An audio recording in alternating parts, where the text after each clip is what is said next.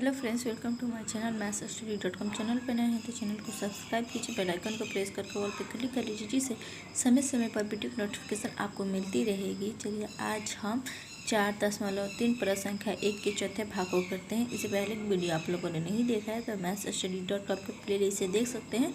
ऐसे ही वीडियो देखने के लिए मेरे चैनल को सब्सक्राइब कीजिए, वीडियो को ज़्यादा से ज़्यादा शेयर कीजिए, लाइक कीजिए और कमेंट कीजिए। चलिए इस वीडियो को शुरू करते हैं। ठीक है, ये देखिए, यदि निम्नलिखित द्विघात समीकरणों के मूल्यों का अस्तित्व हो तो उन्हें पूर्ण वर्ग बनाने की विधि द्वारा ज्ञात कीजिए। ठीक है, दिया है हमारे पास समीकरण, ये है दिया है, हमने उतार लिया। अब ठीक, अब हम इस 2 को हटाने के लिए दोनों पक्षों में 2 से भाग दे देंगे।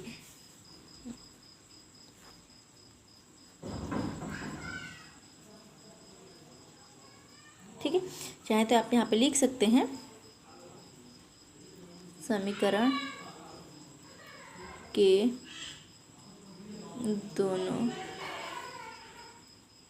पक्षों में 2 से भाग देने पर। ठीक है, देखिए 2 से भाग देंगे तो ये तो कट जाएगा, 2 एकम 2, तो यहाँ पे बचेगा हमारे पास एक्स स्क्वायर प्लस के 1x2 प्लस 2 2 4, तो यहाँ पे बचेगा 2 बराबर 2 में 0 से भाग देंगे तो हमारे पास बचेगा 0। ठीक है, तो अब हम अचर पद को अलग कर देते हैं।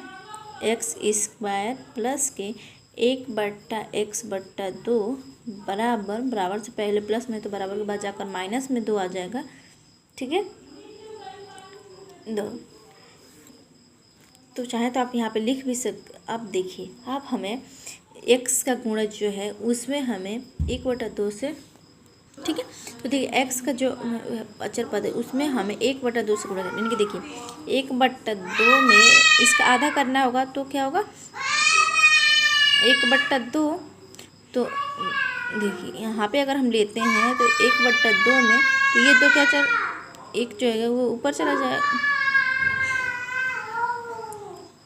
ठीक है, और एक तो यहाँ पे आ जाएगा, तो 1/2, तो 1/2 2 4। अब इसका हम स्क्वायर कर देंगे। ठीक है, अब 1/4 में हम स्क्वायर कर देंगे तो 1 एकम 1 ही होगा, क्योंकि 1 का स्क्वायर 1 ही होता है, 2 4 चौका 16। ठीक है, तो अब इसको हम दोनों पक्षों में जोड़ देंगे। एक्स स्क्वायर प्लस के 1/2x, ठीक है, प्लस के 1/16 बराबर माइनस के 2 प्लस के 1/16। ठीक है, तो देखिए अब हमने दोनों पक्षों में जोड़ दिया, तो x का वर्गमूल बनाना है हमें, तो x का स्क्वायर करेंगे तो x होगा, बीच वाले पद का साइन लेंगे, अब इसका हम वर्गमूल बना लेंगे। ठीक है, ये आया था 1/4 का हमने वर्गमूल बनाया था तो 1/16 आया था, तो 1/4 का स्क्वायर कर देंगे यहाँ पे। ठीक है, बराबर देखिए यहाँ पे 16 दूना 32, 32 से 33 होगा, लेकिन यहाँ पे माइनस है तो ये होगा 32 में से 1 गया तो 31/16। ठीक है, चाहे तो आप डायरेक्टली यहाँ पे लिख सकते हैं 32 प्लस के 1। ठीक है, देखिए माइनस का 32, 16 दूना 32 और प्लस का 1 लिखते हैं, तो हम यहाँ पे लिख लेंगे x प्लस के 1/4 का स्क्वायर बराबर माइनस का 31/16। ठीक है, अब इसका स्क्वायर हटाएंगे तो हम लिख देंगे x प्लस 1/4 बराबर के प्लस माइनस, और इधर अंडर रूट में दे देंगे अंडर रूट माइनस के 31/16। ठीक है, तो 16, तो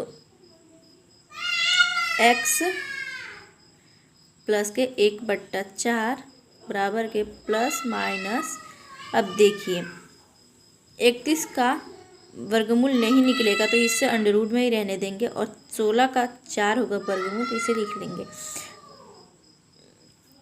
ठीक है, तो अब आप इसे x के बराबर में ले जाएंगे। ठीक है, जो x के साथ था एक 1/4, दूसरा हमने बराबर से पहले कर दिया तो माइनस में आ गया। अब देखिए, अब इसे हम एक बार प्लस माइनस लेना, तो इसे एक बार हम प्लस में लिखेंगे और इसे एक बार हम माइनस में लिखेंगे, लेकिन उससे पहले हम इसका एलसीएम लेकर कर लेते हैं। x बराबर 4 का एलसीएम क्या होगा, 4 ही होगा, ठीक है। और इस 4 से 1 में गुणा करते हैं, 1 होगा माइनस का प्लस माइनस, और 4 एकम 4, 1 से करेंगे तो माइनस का √31 होगा, ठीक है। अब इसे हम दो पक्षों में कर लेते हैं, ठीक है। चाहे तो आप इसे दो पक्षों में कर सकते हैं, नहीं करेंगे तो कोई फर्क नहीं पड़ेगा, क्योंकि ये क्या है, माइनस में है। जब भी मैंने बताया था जो d का मान होता है विवेचक है तो विवेकतर, तो हमें कभी भी उसका आंसर्स नहीं आते हैं। तो यहाँ पे ये ऋणात्मक है तो यहाँ पे लिख सकते हैं, इसीलिए ऋणात्मक संख्या का वर्गमूल वास्तविक संख्या नहीं है।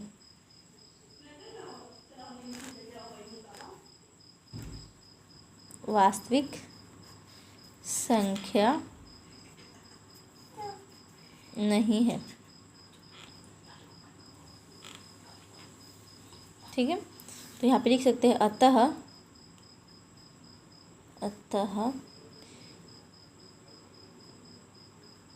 दिए गए समीकरण के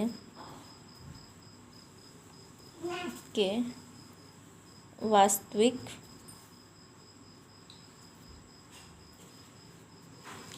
मूलों का अस्तित्व नहीं है, ठीक है। यही हमारा फाइनल आंसर है। आई होप आपको ये वीडियो समझ में आई हो। चलिए मिलते हैं नेक्स्ट वीडियो में, तब तक के लिए गुड बाय।